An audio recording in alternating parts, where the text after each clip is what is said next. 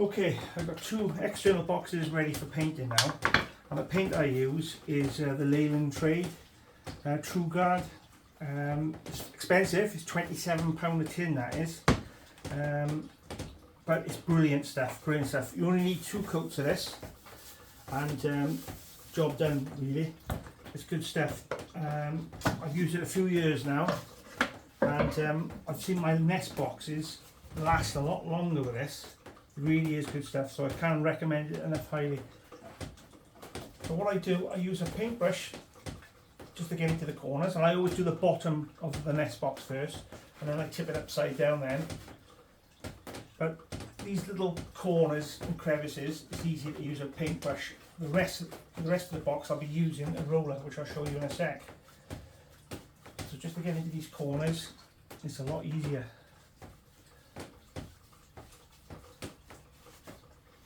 And I've also used painter's cork as well to basically do any gaps. The cork fills in lovely, let that dry, and then just paint on top of it. It's perfect.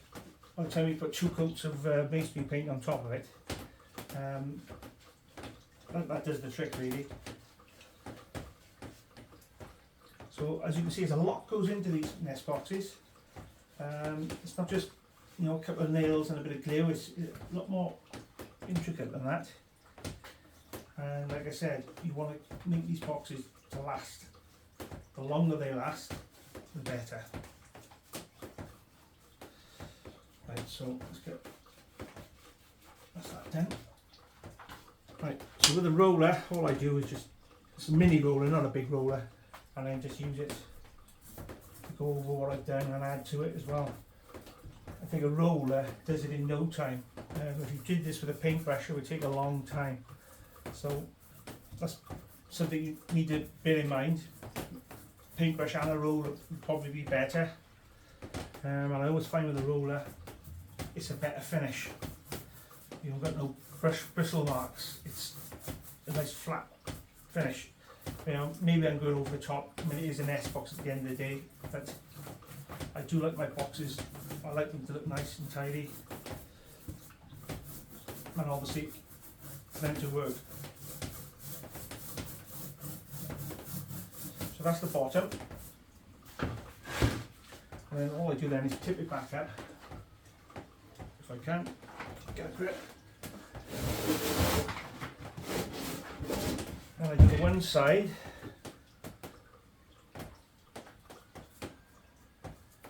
and then just spin it round and do the other side then, but take your time doing it, there's no rush. Make sure you get into those crevices, any little gaps. Usually the paint blocks it up as well, so it does help. And by the time you put 2 coats on, then it'll be fine.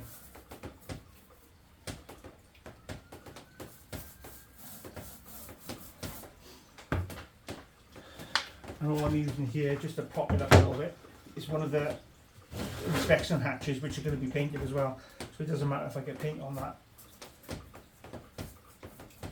Just taking it up off the surface of my worktop, just so I can get a roller down to it properly.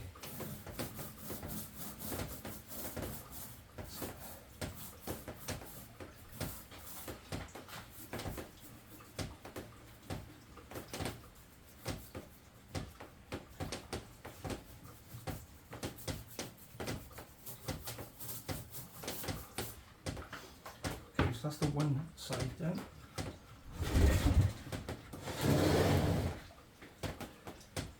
Now these battens on the back of the nest box, they are there for when I actually fit it to a tree.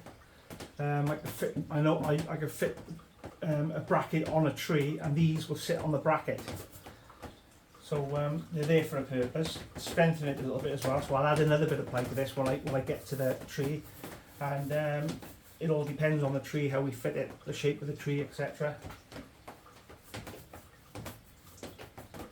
It's never straightforward with the tree. You know, you've got branches in the way and things, and you know, I know barn owls prefer a direct flight path in, unhindered if they can. So you have to pick a tree the stem of a oak tree or something like that, which has not got many branches interfering with the whole of the nest box. So you basically go out your way really to try and accommodate these owls if you can, and I think it's all worthwhile by doing that. And it is very, very rewarding building your own box and having a barn owl nesting in it. It really is a fantastic feeling. And I'm lucky enough to get the hand on it as well. I'm an apprentice ringer at the moment, so I'm hopefully going to get my ringer's license soon. I do ring my chicks myself, but obviously in front of a licensed ringer. But like I said, it's very, very rewarding to have such a beautiful species, the chicks in your hand. It's just fabulous. It really is. It makes it all worthwhile. All this work and effort, all this time and effort, I should say. Because obviously I'm going to wait for this to dry, then I've got another coat on it. So it's a laborious task. Then I've got to transport it to this destination it's going to be fitted, and then it takes 2 of us to get it in the tree. It's not a straightforward process. So a lot goes into it, it really does. But it is definitely a worthwhile project.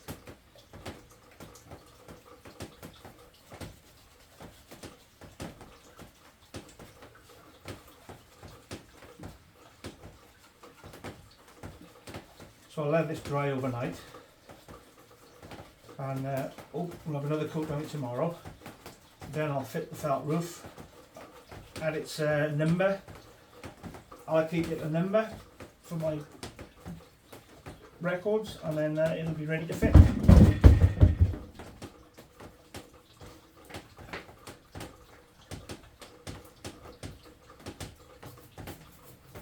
These are probably going to storage for now at a friend's farm. Steph, she's been absolutely fantastic to me. She allowed me to store things in her barn, and it's quite a big barn as well. So I'm very lucky in that respect, because I've just not got the room here to store stuff. I mean, my garage inside there is just chock-a-block with nest boxes at the moment. I can't move in there, so it is a bit awkward. So when these are dry, these will go down to the farm.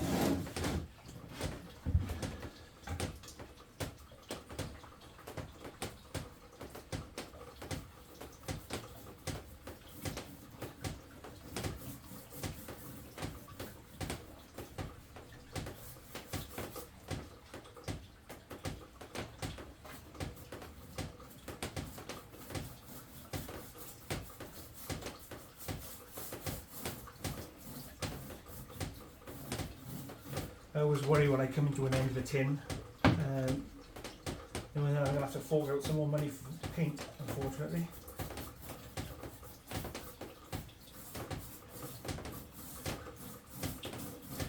I will say this is an expensive hobby as well. I mean, if I didn't have donations to rely on, of materials and sometimes money, I think my wife would have divorced me by now.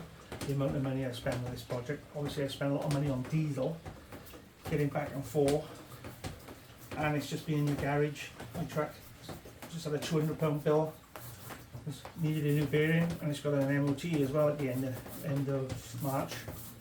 Sorry, end of March, that's it, yeah. So I know it needs a bit of work as well, so it's another bill, unfortunately. So if you are taking up a project like this, you need to take all that into consideration. Right, now comes the front. Okay, so we need to put this somewhere, because I've got another box coming on here in a sec. So